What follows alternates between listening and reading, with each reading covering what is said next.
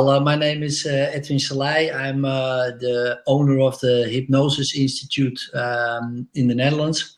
Probably the biggest institute in the Netherlands. We are market leader with hypnosis trainings. The guy who is teaching you in 1 hour to be a hypnotist, that's me. So there's a name. Okay. Well, I didn't believe that. So I mean, you heard our discussion. We were talking about, yes, a good instructor can teach you how to hypnotize in an hour. Yes, but he's not going to make you into Sigmund Freud. No. I'm not going to make you a therapist in 1 hour. Of course not. That's not possible. Right. But I can teach you one induction, just like you said. Okay. So it's just a misunderstanding. And it's a great marketing because you talked about it. It now went worldwide. So for me, hey, all right. So that's good. Well, good. You see, because one of the main goals of this was to promote hypnosis and hypnotists. So okay, I'm glad we could help a little bit on that. So excellent. Yeah, so tell us some more. What you do. So okay, so we're planning to teach about 1,200 people this year hypnosis. Good Lord. So we already, in April, our event is for about 200 people, almost full already. And we're planning to have 6 events. So I'm pretty full on advertising on Facebook now. And the last month I had online 7,000 people to be taught in 1 hour to be a hypnotist.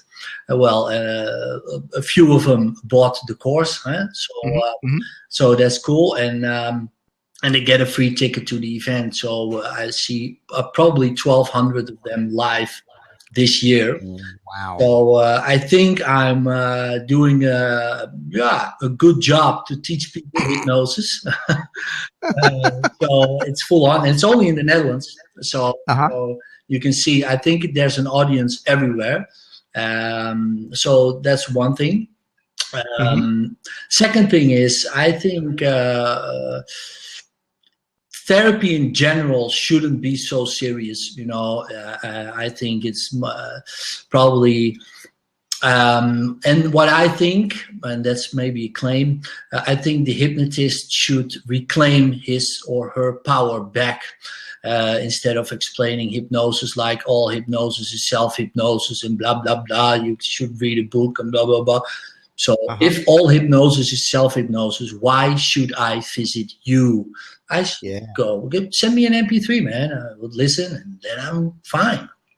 Of course, we cannot heal the patient, but I gladly use a metaphor. If you have a headache and you think that an aspirin will work, you take the aspirin and it will work. But if you don't know what pill it is and you don't know what the effect of the pill is, it won't work. It's the placebo effect. It's the mind that does all the tricks. So that's why I think if you are a hypnotist and people expect to be healed by you, cured, snap my fingers and I'm gone and stuff like that, why don't you just give them that so that they start to believe, start to build up the placebo effect in themselves and heal themselves? But they think that you did it, and I'm fine with it, So it's funny. It's slightly controversial, but on that point, I agree with you completely. I'm a hypnotist. I hypnotize people. Exactly. All hypnosis is self-hypnosis. Simply is a phrase that got very popular. And I think the first I read of it was Dave Ellman's recordings and his book, saying all hypnosis is self-hypnosis. I'm not certain that Ellman actually believed that. I think that he knew that in saying that, it made it sound less intimidating, less scary. But I don't think he actually believed that all hypnosis is self-hypnosis, and I don't either. I think hypnosis is something that a hypnotist does with your permission, but it's something we do. Yeah.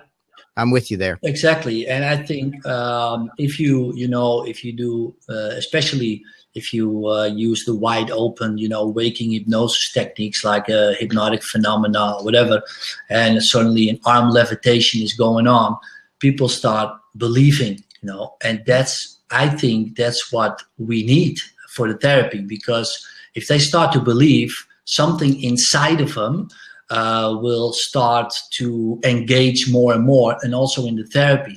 And it doesn't really matter what you do after that. I'm a big fan of regression, so I heard about the Gil Boyne technique. I'm a big fan of that.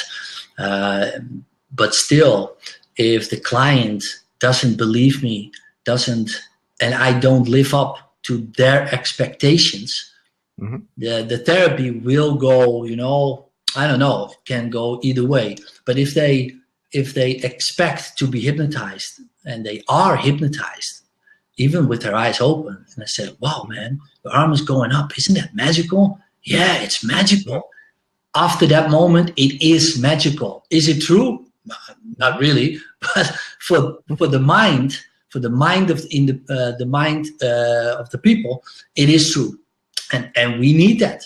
I think every doctor, every therapist should make their clients believers, and especially if you walk into the doctor office, most people believe the doctor, and they are a big responsibility to give good suggestions, because a lot of doctors give bad suggestions and the client believes it. So we have the nocebo effect. Yeah. So watch it, because you can get stomach aches or whatever, and suddenly the client has stomach aches. That's a good hypnotic suggestion. Exactly. So, these are the side effects of the medicine I've just given you. Yeah. Yeah, exactly. So why don't instead of why don't people use it? Just know the client expect it. Don't give your power away to say, oh, it's just a drive in a car, or it's just reading a book and blah blah blah. No, I'm a hypnotist. I'm going to hypnotize you. You're going to release emotions. I will help you, and then you're healed.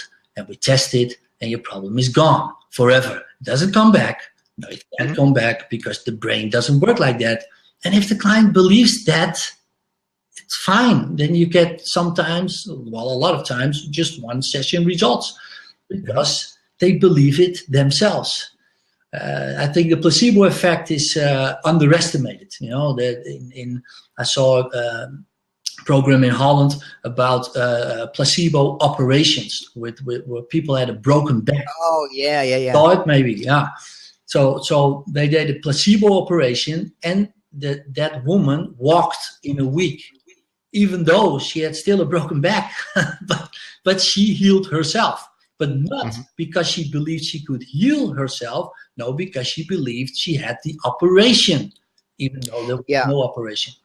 I saw a similar program years ago, and what they were doing was laparoscopic surgery for people's knees. Yeah. And in one group, they just made a little hole and sewed them back up again. Yeah. And in the other group, they actually did the operation.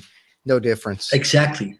So what if we use that phenomena also in the hypnosis session? Instead of giving the power away, say, okay, man, are you a healer? Say, yeah. Of course I'm a healer. If you expect that I'm a healer, I will be a healer. If you expect to be hypnotized, okay, I will hypnotize. If you expect to get rid of your problems, come to me. I will change you. I am not changing anybody, of course. I know that.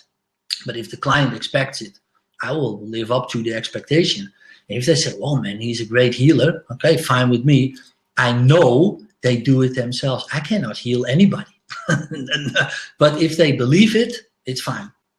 Well, as long as, I mean, I guess what you're saying is the client does the healing, and we're simply the one that assists them in doing it. And yeah, I agree with that. Hey, what about what was I going to ask you? Okay. Now you say you expect to run 1,200 people through your program this year. Yeah. what sort of people attend? Why did they attend? They attend because of the bold promise. Mm-hmm. That's one thing. Okay. And after that, they when they buy the course, they attend to, because it's an online course, they attend to do some live training. After that, after the 2 days, I will give him an opportunity to go through the whole program, because I got a 2-year program. So I can make you a hypnotist in 1 hour. I can make you a hypnotherapist in 2 years. So there's a difference for me, because therapy is a whole different ball game than, well, hypnotize people. That's pretty easy. But what do you do when somebody's in hypnosis, and if you want to get rid of a problem or whatever? Right. A 2-year program. We're also starting. We want to start a clinic, hypnosis-based clinic, private clinic. And so also for the insurance companies and stuff, we're doing that also. So yeah, we got big plans. So the people who are running through my program, I want to make, from the 1,200, probably 100 will go through the whole program, and probably, maybe 20% are really good. I want to I want to train the best hypnotherapists. And there are a few, there are in the world, also in Netherlands, just very good people with the natural talent to help people. But I don't know where they are. So if I have a lot of people, like 1,000, you can see it immediately who is good or not. In your course as well, I think you can see immediately, okay, this guy or this girl, he's great. Even after 1 day, you can see it. It's just a natural thing.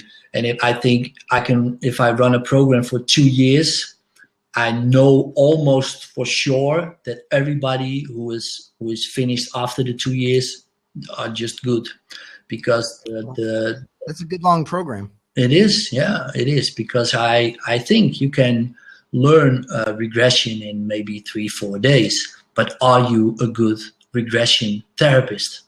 I don't think so. You have to have hours of practice. And in the last year of the program, people are just then, with clients, and they videotape the clients, and then we'll see it, and then I give feedback on the sessions. So the learning curve will be pretty steep then. That's my thing, because I see a lot of times that after a short course, people are going, and of course the naturals, they will just have enough. After 4 or 5 days, they go. But that's maybe 20%. The rest just need more, feedback, practice, confidence, whatever. And they just need the years. Plus, for the insurance in Holland, you need 400 hours of study with a trainer. That's also a criteria. So that's why we created a program like that. Yeah. Interesting. Yeah, it's funny. Your business model is really not that different from Gil Boyne's model 50 years ago, because Gil used to begin with a very affordable, sometimes free program. And then from that, he would, use his funnel and get the people who were real serious about becoming hypnotherapists. And then they would take his 400-hour program. So very, very interesting. What is your opinion on testing of clients when you're doing hypnotherapy? Testing for hypnosis. Testing for hypnosis. That's a good question. I almost always start out with waking hypnosis to create phenomena like an arm levitation. And after that, I just say, you're hypnotized. And I just wait until the client says, yeah, I am. So that's my test. And if they believe they are hypnotized, they are hypnotized. And if they believe they are. exactly. So for me, but hypnosis is just one part for me. The second part is the therapy part, and most of the times I do regression because it's just my technique. I love it. And the third part is the testing part, and I see a lot of therapists, that I know, don't do the testing part very well enough. They test, oh, is it gone? Yeah, okay, and they believe the client, but I don't believe the client at the testing part. So I test sometimes for about 20 or 30 minutes, so they get irritated, so, okay, man, it's gone now, come on, man, let me go, let me out of your office. I'm cured. And I like that, because if they are convincing me that the problem is gone, I'm in a very good position to give my bill, So no, but I have. It's the hypnosis part to create the expectation, for the placebo effect thing. Then the second thing, the therapy part, the regression. But that's my thing, but you can do anything you want, of course. And the test part, because it's also a convincer. Because if the client cannot get the old feeling back, even if they try for minutes and minutes and minutes and minutes, they convince themselves. Plus, they create the pattern in the brain. It will get stronger and stronger. I say sometimes, well, you create a pattern like a baby arm, but a baby arm is pretty weak. But if you test it, you create an arm like Arnold Schwarzenegger in the head, and you cannot break Arnold Schwarzenegger's arm. Well, that's it's hard, Yeah, it would be hard. Yeah, it would be hard. I just want to make sure people understand, and that while you're saying there is a strong placebo effect associated with hypnosis, and that we should make use of it, you're also saying that the real heart, the heavy lifting is your hypnotherapy, your therapy in the second part of your thing. So just so they don't believe you are saying it's all placebo, because you're not saying that at all. You're saying that placebo is good, and we use it to the client's advantage, but also there's the hard work of the therapy that you do. Of course, that's what the session here before was a great session, because it was all covered. Just release the emotion, forgiveness. That's a big part of my therapy. The Gestalt therapy, the communication most of the times between the mother, between the father, the release of the emotion, the catharsis, and also the forgiveness, mother, father, and yourself, and then grow up. That's important. Of course. And that's, I think, probably releasing the emotion and the forgiveness is for me is the basis of the therapy most of the time. But we also know that sometimes, and especially with children, the magic part does it better, because if they have a levitation, the arm, and I said, wow, your problem is in your arm. And they start, wow, really? Say, yeah, try to get it down. And suddenly it can't, because their problem is in it. And we release that arm, the problem is gone.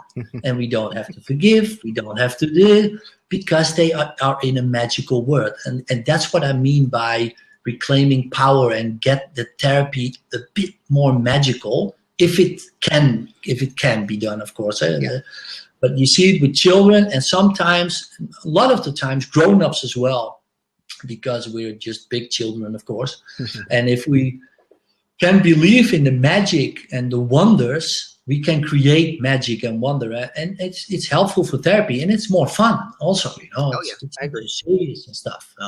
I don't like that. And true, a lot of them do want the magic, and that's a lot of them do. That's why they visit you. Otherwise, they go to a psychotherapist. There's not much magic going on there. So I think that's one of their rules, Edwin. I think that no magic allowed. Yeah. Yeah. So yeah, I'm more of humor and fun and magic, because it will create, you know, also better rapport. Hmm. Just be that the person almost always go easier into hypnosis if they have a laugh before and whatever. Hmm. But also helpful for the releasing of the emotion, because if it's going to get rough at that moment, it's easier also because they have laughed. It was a humor and a bit, you know. So yeah, I think all the parts are important, but the placebo doesn't. You know, I think it's a wrong word. I think it's just living up to expectations. If I believe the aspirin will work, it will work.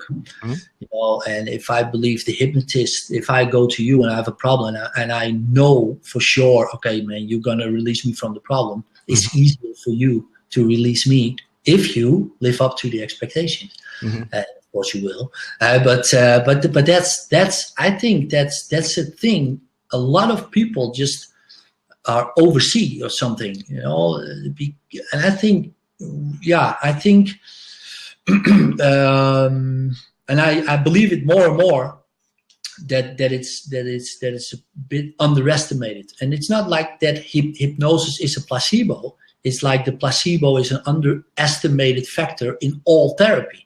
Hmm. You know, and with the doctor's office, the psychologist, also the hypnotherapist, Hmm. but in every aspect, because the client, if the client believes you, it's a lot easier. And it's our job to make the client believe, I think. So yeah. I agree. I had a woman come in to see me years ago, and she had a tic.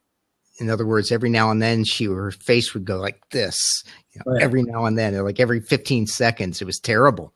And she said, I need to come to you because I know you can help me, because I had this tape that I got from another hypnotist and I broke the tape, but the tape took it away for 6 months. So I know if I got a real session from a real hypnotist Mm. that it's going to work. And that was her belief. And so as soon as she went into trance, it disappeared forever.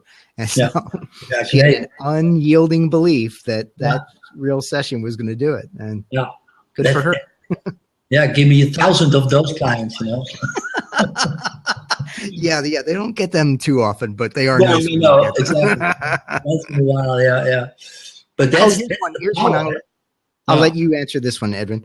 yeah. Says, I've only worked with one teenager. Do you keep the parent in the room, or do you work with just the child, not the parent present? No, I never have the parent present, for one good reason, because I don't do a regression with teenagers. Most of the time, not. Mm-hmm. But you can imagine that if you do a regression and the parent is in the room, and suddenly it's mommy's fault and mommy is there, Mm-hmm. we create maybe even more of a problem. And I think the subconscious or the unconscious or whatever you call it just blocks. It won't work probably because they think. Oh shit, my mommy is also in the room. Don't talk anymore. So Exactly. I never, even with small children, you know, I never have the mommy or daddy in the room because I want to connect with them. You know, I want to create some sort of field, you know, between the two of us, some magical thing. And if Mm-hmm. the parents still interrupting, because parents do, you know, so no, Yes. he means this, you know, he means that. Shut the fuck up. Oh, sorry. Uh, I'm a bit I'm worked in construction. Sorry. We'll Uh, bleep that in. so uh, so yeah, I no, I never do that. Or the child, you know, insists because he's so Mm-hmm. scared that that's the only thing. If he or she wants it really bad, okay, then it's okay. All the time's up because you all. But it's also with grown-ups. Hey, oh, can my friend come in the room, or can my girlfriend come with me? Because yeah, you know, she want to see it or stuff. No, I can videotape it. You can take the tape if you want, but Mm-hmm. no, never. No, Never. I'm with you. I never allow another person in the room, but I won't even allow a tape. No. If I mean, I do you record your Yeah. sessions? I do too. And but one time when I do, I tell them that my recordings are my own. True. Yeah. Because I don't want somebody picking apart my therapy. I mean, if there was an issue, of course they could subpoena the records, and of course we would provide it. But I often wondered, it's never happened. It's only happened a couple of times where people wanted a recording of the session, and I felt that, to me, that there wasn't enough trust there. So I didn't do the session, Yeah. but I really love recording sessions, particularly if I'm working with a lady or a child, just so everybody feels safe. Yeah. Because you never know what is going to happen. So and it's also good for study material. I sometimes ask my clients, can I show it to my students? This session, and if they say yes, that's cool. It's also good study material for the students. Most of the times it's just exactly my own. And the times that I said, well, you can have the tape, they never got the tape. But they're like, oh, thank you. And they never asked for it after that, because they were so glad that they released the feeling. Why should you go back to watch the tape again? Yeah, especially if they come out of your session and they recall everything. So, I guess no need to get it all over. No, exactly. Yeah. It was especially with the very fierce regression. You don't want to see that again. Yeah. So yeah. Past that, yeah, that's good. All right, Edwin, we've got 5 minutes left, and so two things. First of all, are there some links that you want to put up in the send a message portion there so that people can find out about you and your courses? And second, any final thoughts you wanted to impart before we finish up? Yeah. Something that I think that's my link for my website, but it's in Dutch, so probably no one can understand. No, but you've got a pretty good European audience. Okay.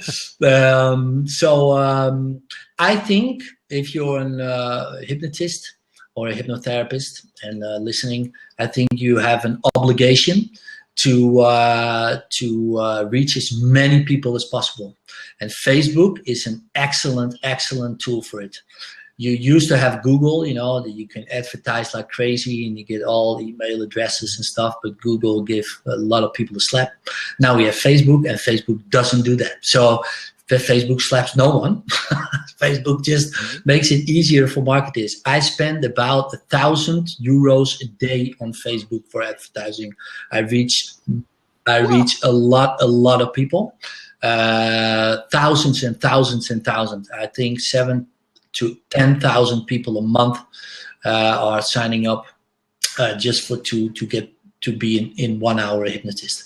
So and I will continue to do it for the next years, and probably then I will. €1,000 a day. Yeah. Oh my goodness. So that's just a thought. But you can, if you just think about it, you can a friend of mine spent, what did he spend? €20,000, and he got 30,000 email addresses. 30,000. What will it mean for you if you got 30,000 people on your email list? And he did it in 6 weeks. 6 weeks. My God. Whoa. So you can, in 1 year, you can have 100,000, and only in Holland, and I don't talk about worldwide, man. That's crazy stuff. And Facebook allows you to do it. So and maybe it's this year, maybe it's that, but suddenly they say, okay, man, it's over. It can be, but I think it's a very good investment for you as a hypnotist or hypnotherapist, just to get massive out of Facebook. So that's what I wanted to tell everybody. Excellent. Good advice. All right, Edwin's finally. It's good to finally put a face with the name Thank you. and to finally talk with you. This has been extremely interesting, and thank you again for being a guest. Yeah, man. On here. Thanks. It was my pleasure. Thank you for having me. All right. Take care. Yeah, Thank you. Bye bye. Bye. Bye bye. Okay. Coming up next.